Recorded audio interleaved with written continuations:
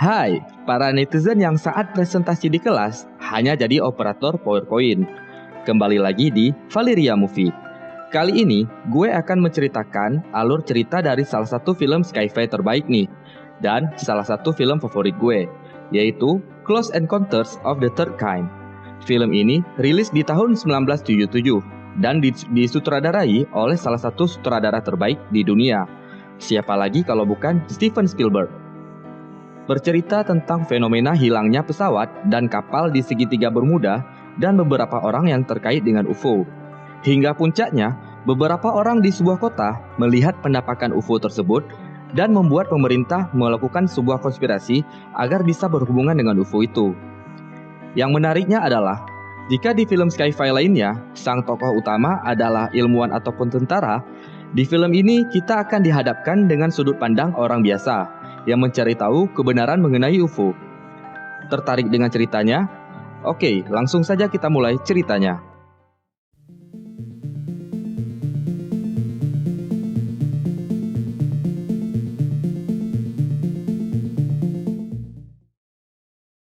Sekelompok tim peneliti yang terdiri dari seorang ilmuwan Prancis yang bernama Sugiono dan ilmuwan Amerika yang bernama Mae mendatangi sebuah tempat untuk menyelidiki penemuan yang dapat membuat dunia gempar.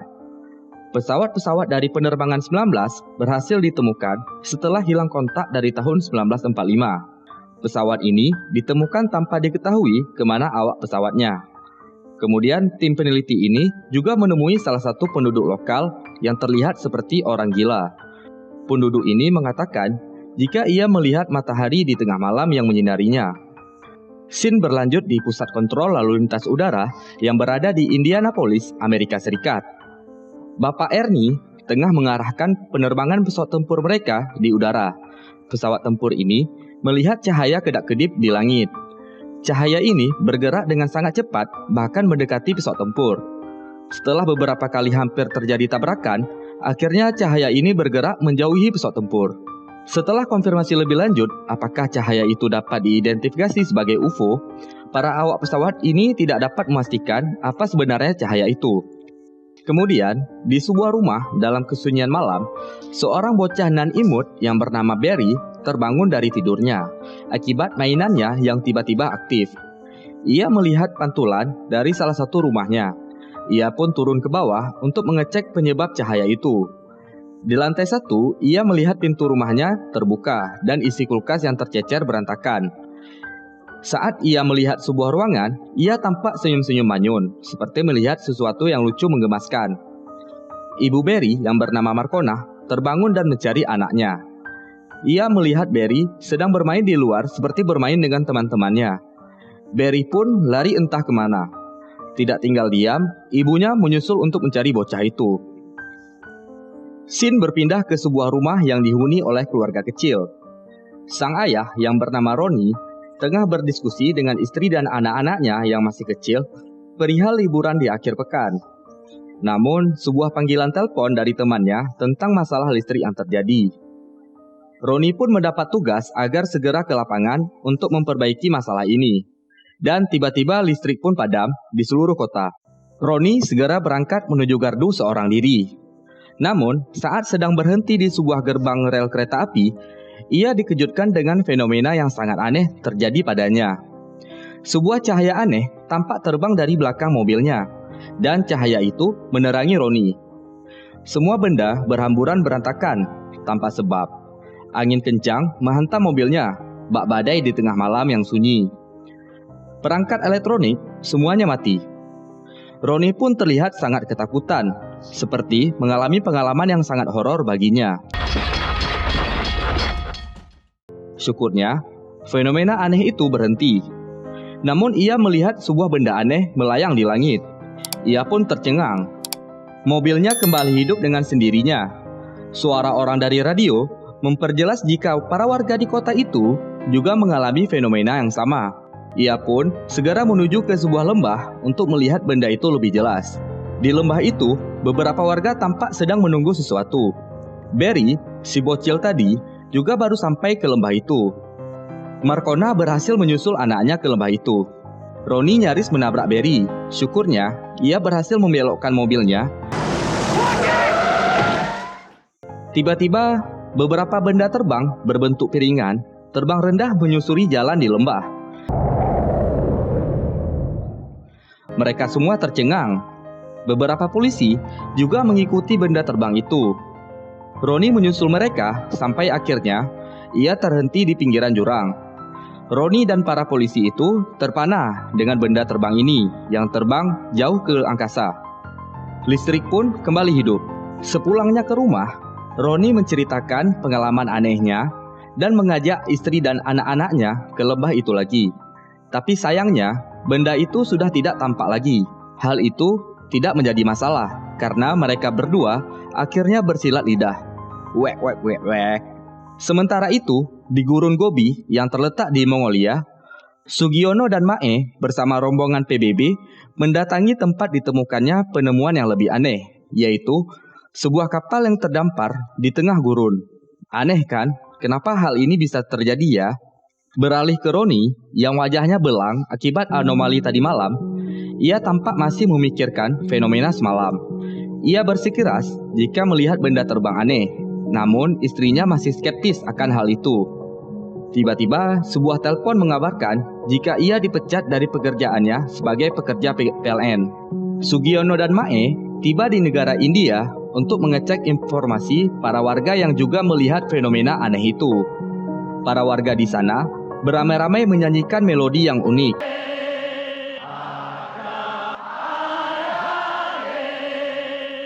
Saat ditanya dari mana asal suara itu, mereka kompak menunjuk ke arah langit. Sugiono pun mempresentasikan temuan ini kepada pejabat Amerika. Ia juga telah merekam suara itu dan memberi kode khusus untuk notasi melodinya. Akibat isu tentang penampakan UFO yang sudah tersebar luas, beberapa warga kota membadati lembah tersebut. Begitu juga dengan Ronnie. Mereka berharap dapat melihat UFO itu lagi malam ini. Namun bukannya penampakan UFO yang mereka dapat, mereka malah dibubarkan oleh polisi yang menggunakan helikopter. Di sebuah stasiun observasi luar angkasa, Sugiono, Mae, dan beberapa ilmuwan lainnya tengah melacak dan menerjemahkan sinyal yang mereka terima dari UFO tersebut yang membentuk sebuah pola bilangan. Akhirnya, diketahui jika bilangan ini merupakan sebuah titik koordinat yang berada di sebuah monumen nasional yang disebut Menara Setan yang berada di daerah Wyoming. Sementara itu, di rumah Barry, Marcona terlihat sedang menggambar sesuatu yang terlihat menyerupai bentuk gunung. Tiba-tiba, fenomena aneh itu kembali terjadi. Kali ini malah lebih parah yang membuat Marcona ketakutan hingga membuatnya menutup semua celah yang ada di rumahnya. Barry tampak ceria mengetahui makhluk misterius itu menghampiri rumah mereka.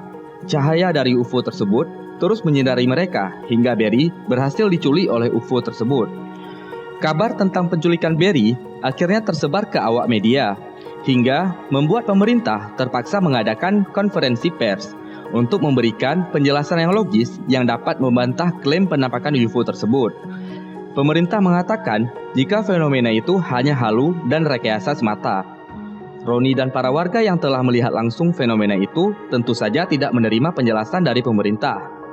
Akhirnya, konferensi pers berakhir tanpa kejelasan lebih lanjut. Di pangkalan militer Amerika, tampak beberapa orang misterius memasuki sebuah bus. Mereka semua tampak memakai seragam yang sama, seperti akan melakukan misi khusus. Sementara itu, di tempat yang sama, beberapa ilmuwan termasuk Mae merencanakan sebuah konspirasi agar wilayah yang sangat luas di sekitar Menara Setan dapat steril dari warga. Mereka merencanakan evakuasi besar-besaran terhadap warga sekitar Menara Setan. Jadi, rencananya mereka akan membuat skenario tentang gas beracun yang bocor dari tabrakan kereta api. Tentu saja ini hanya settingan belaka. Entah hal misterius apa yang akan dibuat oleh para militer dan pemerintah, sehingga harus membuat settingan seperti kebanyakan prank saat ini. Hehehe. Akibat dari fenomena berjumpa dengan UFO di malam itu, membuat Ronnie masih trauma dan terus bertingkah aneh. Pikirannya masih terbayang sebuah bentuk aneh dan membuatnya terus memikirkan hal itu. Akibatnya, keluarganya merasa lelah dengan tingkah anehnya Roni. Roni tidak henti-hentinya membuat sebuah bentuk mirip sebuah gunung. Sampai akhirnya, istri beserta anak-anaknya pergi meninggalkan Roni karena tidak sanggup menahan malu dari tingkahnya. Namun Roni tidak terlalu memusingkan hal itu. Sampai akhirnya, ia menyelesaikan miniatur gunung itu. Terlihat jelas bahwa bentuk gunung tersebut mirip dengan yang digambar oleh Marconah. Di sini sangat jelas bahwa gunung itu sangat mirip dengan Menara Setan yang berada di Wyoming. Benar saja, Roni melihat bentuk yang sama di sebuah berita televisi. Berita itu mengabarkan jika cairan kimia bocor di sekitaran Menara Setan yang membuat seluruh penduduk sekitar harus dievakuasi. Nah, berarti pemerintah berhasil membuat konspirasi mereka untuk tujuan yang belum diketahui. Melihat bahwa bentuk yang ada di pikirannya selama ini adalah Menara Setan, Roni pun kegirangan. Begitu juga dengan Marconah yang kegirangan ketika melihat berita itu. Roni pun langsung bergegas menuju ke daerah Wyoming. Di sana, para penduduk beramai-ramai untuk mengevakuasikan diri agar terhindar dari racun kimia. Roni dan Marconah akhirnya bertemu di sebuah stasiun kereta api. Mereka berdua melanjutkan perjalanan menuju ke Menara Setan. Mereka harus melewati jalur alternatif akibat jalan utama yang telah diblokade oleh militer. Namun di tengah perjalanan, mereka melihat beberapa hewan ternak mati tergeletak di jalanan. Mereka pun bergegas memakai masker gas untuk berjaga-jaga jika racun kimia itu betulan ada. Mereka juga membawa seekor burung sebagai indikator adanya racun kimia itu. Walaupun hewan-hewan ternak itu mati, namun burung yang mereka bawa masih hidup. Penuh dengan tanda tanya. Perjalanan Roni dan Marconah akhirnya terhenti karena para tentara menciduk mereka. Tiba-tiba, burung yang mereka bawa juga mati. Kok bisa ya? Roni dan Marconah akhirnya dibawa ke sebuah tempat untuk diinterogasi. Kebetulan sekali, Roni diinterogasi oleh Sugiono dan Mae. Mereka berdua menanyakan apa tujuan Roni menuju ke Menara Setan. Roni tidak tahu harus menjawab apa, karena ia hanya mengikuti isi pikirannya. Sugiono juga bertanya tentang indikasi masalah kesehatan yang terjadi pada Roni setelah ia melihat UFO. Sugiono menjelaskan jika bukan hanya Roni dan Marconah yang melihat UFO, ada beberapa warga juga memiliki masalah yang sama seperti Roni dan juga tertangkap oleh tentara saat hendak pergi ke Menara Setan. Bahkan ada beberapa warga yang berasal dari luar negeri. Roni akhirnya dibawa ke helikopter untuk dipulangkan. Di situ, ia bertemu beberapa warga sepertinya dan juga ia bertemu Marconah. Sugiono menjelaskan kepada Jenderal Ibnu jika mereka semua diundang oleh alien itu, sehingga tidak sepatutnya mereka dipulangkan. Tetapi penjelasan itu tidak didengar oleh Jenderal Ibnu.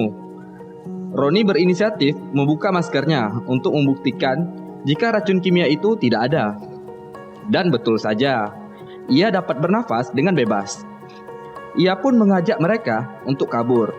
Namun hanya Marconah dan Sutejo yang ikut kabur bersama Roni. Mereka bertiga kabur mendekati lembah Menara Setan. Mengetahui jika ada beberapa yang kabur, Jenderal Ibnu memerintahkan pasukannya untuk menyemprotkan cairan penidur ke seluruh lembah itu. Beberapa tentara juga mencari mereka. Dalam pelariannya, Sutejo terkena cairan penidur itu yang membuatnya tertidur lelap untuk beberapa jam ke depan. Sleep tag ya. Kini hanya tinggal Roni dan Marconah. Mereka berdua bersusah payah melewati lembah Menara Setan untuk menuju ke seberang monumen nasional itu. Setelah berhasil melewati berbagai rintangan, Roni dan Marconah tertegun melihat markas militer di seberang Menara Setan. Para awak di markas militer itu seperti sedang menunggu sesuatu. Tiba-tiba, beberapa bintang di langit bergerak layaknya sebuah pesawat. Ternyata itu adalah UFO yang selama ini mereka tunggu.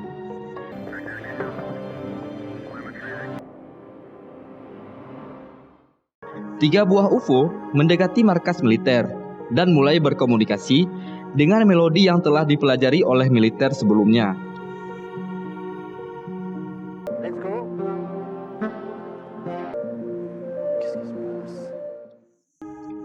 Akhirnya manusia berhasil melakukan komunikasi dengan alien untuk pertama kalinya. Setelah itu, beberapa UFO lainnya juga mendekati markas tersebut, hingga membuat para manusia-manusia yang fana itu kegirangan. Sebuah UFO yang lebih besar, sebut saja UFO induk, mendarat di markas militer.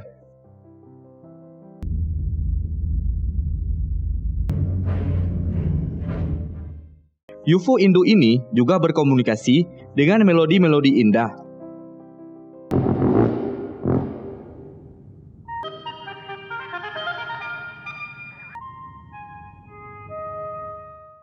Sampai akhirnya, pintu dari UFO itu terbuka. Dan dari pintu itu, keluar beberapa manusia. Yang pertama adalah pilot-pilot dari penerbangan 19 yang hilang di tahun 1945. Dan juga yang ada di pesawat-pesawat yang ada di awal film. Kemudian, beberapa manusia lainnya termasuk bocil dan imut yang bernama Barry juga keluar dari pesawat itu. Mengetahui Barry ada di situ, Marconah langsung memeluk anak itu setelah beberapa lama tidak bertemu. By the way, ada yang aneh dari para manusia yang diculik ini. Mereka tampak tidak menua walaupun telah berpuluh-puluh tahun hilang. Ini membuktikan teori relativitas itu memang benar. Tiba-tiba alien dari UFO itu memperlihatkan wujudnya untuk pertama kali. Sepertinya ini pertanda yang bagus, karena setelahnya beberapa alien dengan bentuk yang lebih imut turun dari UFO itu dan berhadapan langsung dengan manusia. Pasukan berbaju orange rupanya dipersiapkan untuk pertukaran pelajar dan bergabung bersama para alien. Ternyata Ronnie juga ikut bersama mereka. Karena Ronnie telah melakukan kontak sebelumnya, maka Ronnie duluan yang dibawa oleh alien imut itu. Akhirnya semua perjuangan Ronnie tidak sia-sia. Begitu juga dengan semua orang yang telah berjuang mempersiapkan hal ini. Sugiono akhirnya memberi isyarat perpisahan kepada alien itu, dan film pun berakhir. Nah, itu dia filmnya. Bagaimana menurut kalian? Film ini menceritakan pengalaman yang berbeda dari film bertema alien yang lainnya. Menurut gue pribadi, yang juga pernah melihat UFO, kesan dari film ini sangat realistis karena mengambil sudut pandang orang awam mengenai pengalamannya melihat fenomena UFO. Kalian wajib menonton film ini karena endingnya membawa perasaan yang sangat gembira. Oh iya, kalau kalian punya saran film, komen aja ya. Jangan lupa untuk like dan subscribe untuk membantu channel ini makin berkembang. Thank you, see you next time.